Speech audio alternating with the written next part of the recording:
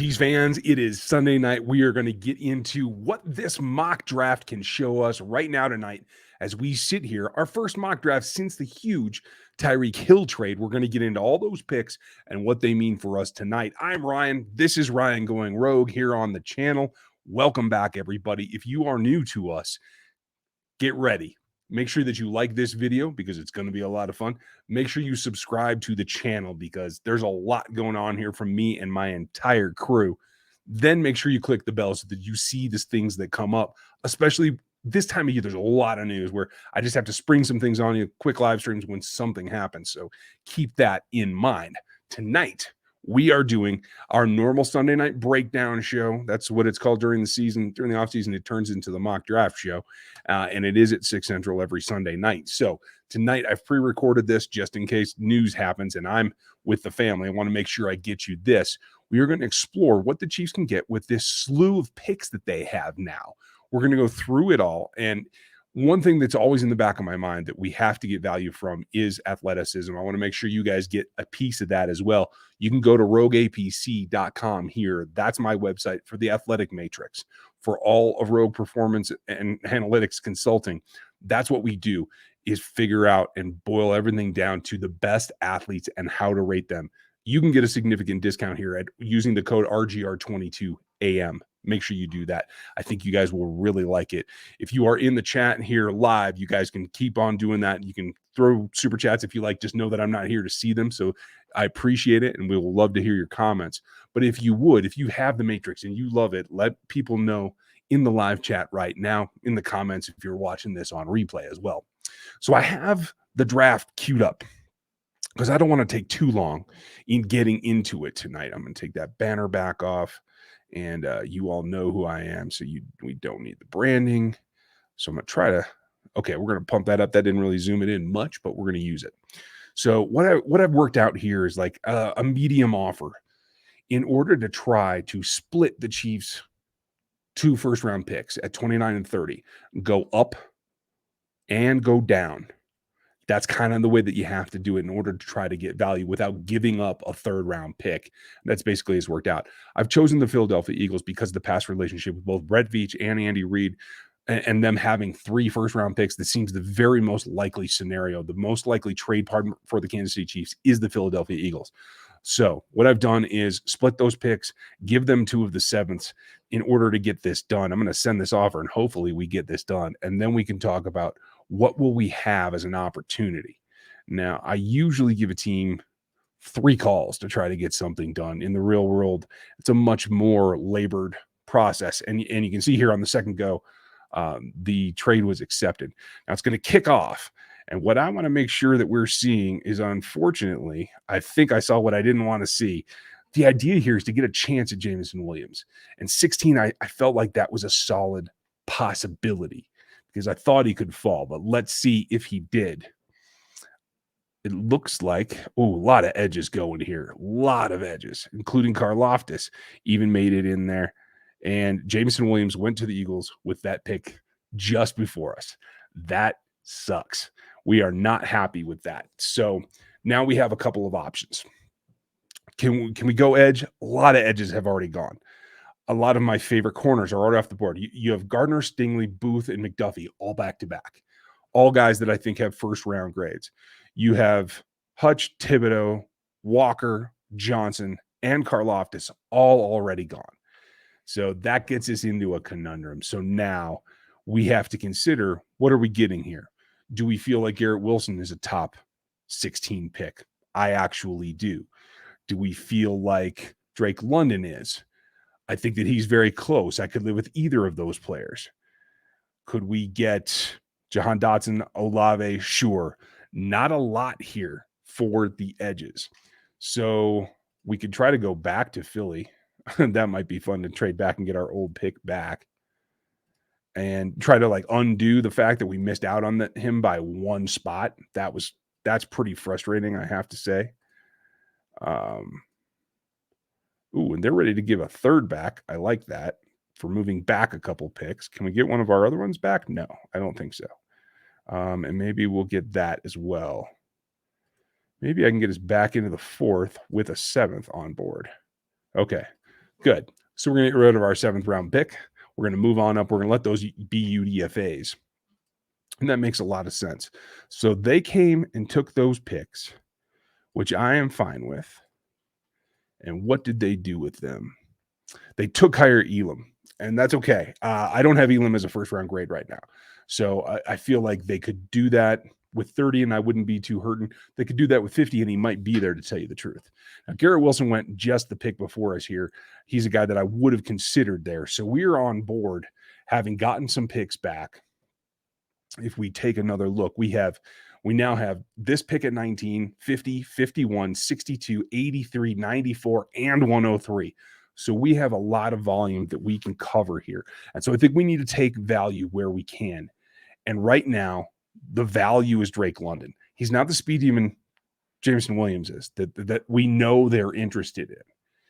But he is somebody I think that brings his own brand to the team, one that I think would round out the basketball team mentality of the wide receiver core, especially now that you have MVS on board that has some of that speed that you want. You still have McCole Hardman, and I think you can get more speed as we go on through the draft. I think there's a number of options here still coming up. So let's take Drake London, put him on this roster. Now you have a red zone target. Now you have a power player that Patrick Mahomes can rely on. Now the Bengals want out of their pick. They want to go back down to 50. Oh, and they want our 2nd as well. We're going to decline that and just let everybody roll. Now, I thought maybe we had a chance at Ajabo. Unfortunately, he's going right about the spot where we were. So maybe next week we'll stay put and see what happens. Now the Bears want to trade back and they want us to give up a 6th for it. I don't see why we would, but let's take a look at the board. And what we find is running back, couple of quarterbacks. Tariq Woolen, man, he could go in the next 2 picks. So that might be interesting to try. But what else do we have? Falele. And then there's McCrary. Can McCrary really play inside the nickel? I think it's a possibility. And right now, that's a position that you could upgrade. We know that we're talking about Bradbury and Gilmore as options as well. So that's something that if you didn't see the video this morning, and if something has happened since I recorded that, you've got another video here today from me. So we can take a look at that. But I think, honestly, that's an interesting choice. I don't have him as a top 50 myself. I have Woolen as more of a 60-ish. Like I thought 62, you could get him. But let's not push the subject. Let's try that. And I don't know. It feels like right now that I might have to take this trade with the Bears in order to get something done. So go up to 40, and they wanted us to include something. And I think what we'll do is we'll include 124. Oh, we didn't even have to, did we? Did they want something the next year? Oh, they did. They wanted the 6th the next season. Yeah, we'll definitely take that. That's fine. A 6th next season doesn't bother me at all. So now we're able to take Woolen and just go with it. So Tariq Woolen, long, tall, speedy corner, is on the board. Now we're back on the clock here. After Falele went and after Harris went, now we're back on at 51. And we're looking at pretty much the same crew, obviously. George Pickens is here. Chad Muma is here. We have Logan Hall, who I think is actually an interior player. I don't think I would play him on the edge. Kingsley Enigbare is a guy that I think is another round down. They've caught up with their rankings, and I think they have Kingsley about where he belongs at the top of day 3. Of round 3, not day 3. So, yeah, I feel like we're in good shape. The best player that I see here is Muma myself, and I'm not afraid to take him at 51 rather than 62 and chance it because he's a plug-and-play starter right now in the base, and he will play in coverage as well. So I'm just going to put him on this roster and feel good about it because there's no reason not to tell you the truth. Now, the Pack want us to come up for a 4th, and I don't know that there's a reason to. So while allow us the room to maneuver, I'm not going to do it. We have 4 4ths right now. I don't want to give one up. So Muma went, Petit Ferrer went. I don't see any reason to go right back up there knowing what we saw. So Hall goes. Matt Corral finally goes off the board. I thought that took longer than I expected it to. not taking a trade offer from the Vikings to move that far down. And now we're on with the Chiefs' original 62 pick. And now we have some interesting questions here. Travis Jones is going to be probably the best player on my board. I'm not huge on Sam Howell, although I can understand him here. We certainly don't want him. And the two running backs that I think are 1 and 2 on my board are still here. Isaiah Spiller going just ahead of them is very interesting. In fact, if I change this to running back, Spiller's the only one who went.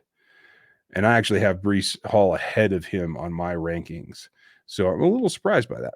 But let's see. We have the wide receiver in house. We have the edge. We have the linebacker. We have three positions selected already, and we're at pick 62. So that's how much value we got out of the Tariq Hill trade.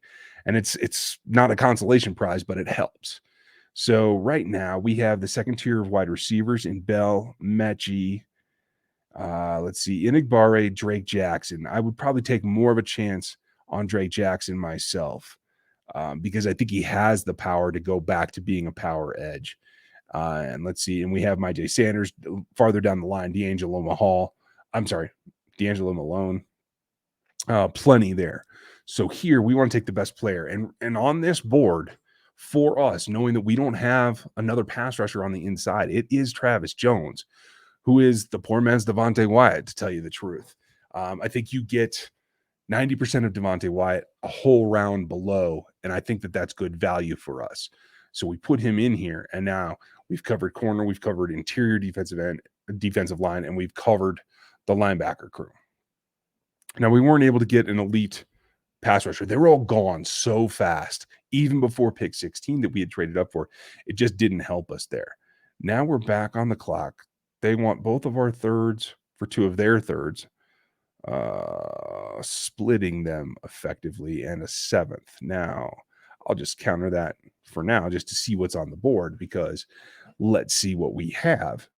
And for us at 83, I think if we didn't have Chad Moon, we'd be interested in Troy Anderson here, certainly. It looks like Nick Benito is here, but Drake Jackson did go. That's who I was thinking we were going to target. That's okay. They're all about the same level here. We have Alontae Taylor available. I do like his game. That would give us a leg up. Now, Nick Benito is a 3-4 stand-up outside linebacker. He's got some speed rush. He can do a little bit of it all, but he's not dominant, and he's certainly not a 4-3 end, whereas Sam Williams is closer to that. And I think a little further down, I think Tariq Smith as well as my Jay Sanders are going to be options there. My Jay is still down the board because of his combine weight. I don't expect him to stay there. So we'll probably look at him in another pick or two here.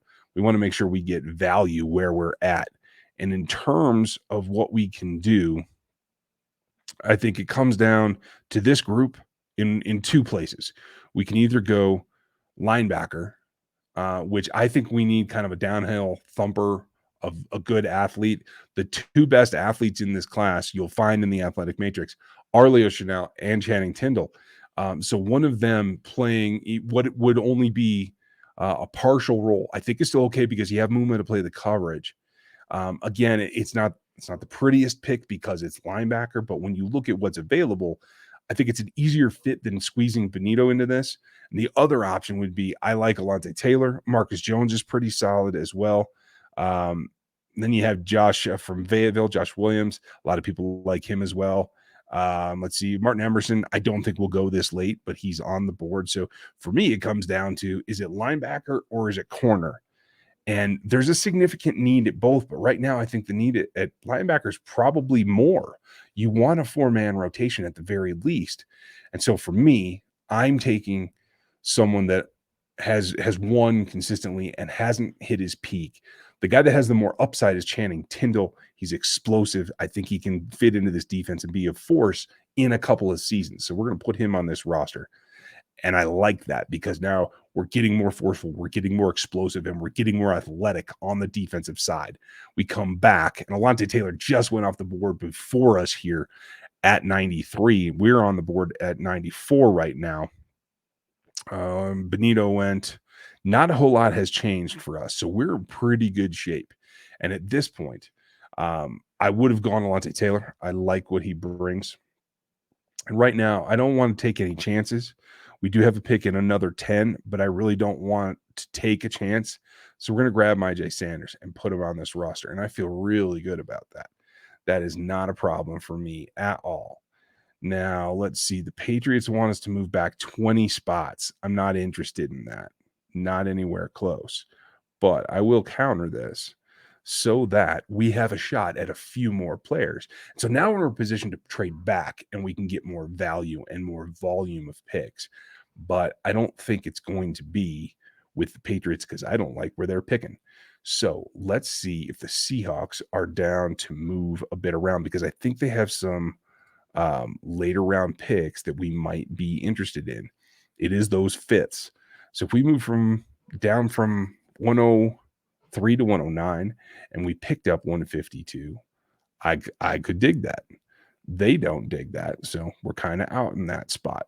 So let's go back and maybe this is already done if there's a trade deal worked out for Bradbury, but we moved down to 112 and we asked for 147 back.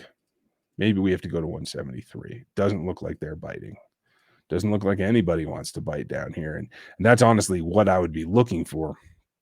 Somebody to really get in the groove. I don't think an AFC team's going to want to do it. The Giants didn't want to. The Seahawks didn't want to. We could try the Washington team because I never say their name right anymore. And maybe we pick up a sixth. We'll try it and we'll see what we get. It's going to be denied, but that is what it is.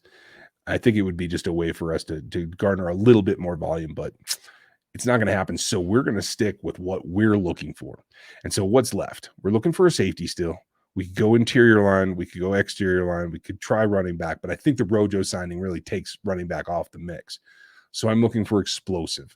I'm looking for things that stretch the field. I'm looking for speed at the wide receiver spot, and I'm looking for upside at what we need at edge. We've got Myjai on board. He is a stretch, but there are other options as well. And if I look, it does come down to Tariq Smith, D'Angelo Malone, maybe later Dominique Robinson. The rest of these players are bigger gambles. So at 103, we have to consider that. But at wide receiver, there's still a lot here. There's Alec Pierce. There's Khalil Shakir. There is Romeo Dubs, however we're going to say that. You guys know that my guy Jarrett Stern's going to be there later. Kevin Austin is probably the most athletic testing-wise in this class. We can grab him with our last pick. So I think we're okay here. I like Shakir in this offense. I would probably double dip there and come back with our next pick at 121 for another edge. So let's do that. We'll add Shakir. And we're really building up that wide receiver group so that it is spread out and has many options. We're going to let that go. Velus Jones is a very fast athlete as well. I do like him, but Khalil ran in 4.38, so I'm happy with his speed. Nick Cross was somebody I was considering. We could have gone that way. And now, when we take a look, Tyreke Smith is there. Now, this is the guy that I think has the most upside to play in the Spags defensive front and do well because he has enough power and he has enough size. So we're going to add him from Ohio State and give ourselves another player option. And now we're back on the clock at 124. What have we done? We've done a couple of wide receivers, a couple of late edges. We got a fast corner early. Now we want to take a look at depth at the safety spot. Tyson Anderson's an option. Brian Cook is the man. He will play in the box. He will come up and hit, and he's really happy doing it. We have another pick at 135, and I think what I was saying is we could maybe try to grab Kevin Austin there. When we just take a look at the best available, a lot of running back here because they're just not being valued as much. Velus, Jalen Watson had a decent Senior Bowl. Not somebody I'm going out of my way for. But as we work through here, I'm not seeing a whole lot of guys stand out. Actually, Tariq Jones, I do like him. Tariq Brown, sorry, not Tariq Jones. It's a holder that's like 10 years ago. So right here, it's Cook and Brown for me. That's what I'm thinking. We're going to take the corner because we haven't, I don't believe. No, we need to take the safety first because we haven't, but we should get either of them. So it really doesn't matter. Oh, Kobe Bryant's still here. Yes, we're taking a Cincinnati player. Boom. Chiefs get a player that was in the college football playoff. Very, very productive guy. We come back and we build up the secondary some more with Brian Cook. And this defensive makeover is complete. And what this gives us is this slew of picks that we moved around, moved up, moved down. We ended up with 1, 2, 3, 4, 5, 6, 7 picks in the top 103. And that's what I'm looking for. We built it up. We did add talent at wide receiver as well. Really the only offensive position that we needed. And we did that in a couple of different ways. There will be UDFAs. Jarrett Stearns will probably be here and maybe a UDFA as well. So that's kind of what we're looking at in the ability to move around. We'll still try next week to see if we can get up and find Jameson Williams. I still think that that is not only one of their goals, but a legitimate goal for this team. So make sure that you like this video. Make sure you sub to the channel if you have not already, because I think you want to see what's going on with it. Like, sub, and then the bell so you see what comes next. Now I want to know, what is your favorite pick here of this group? Are you happy with this draft? Leave your comments below and in the live chat. Let me know what you think. We'll do this probably again, maybe even before we get to next Sunday. There's a lot to go on. I'm going to show you these picks one more time and zoom in on them a little bit so they're easier to read.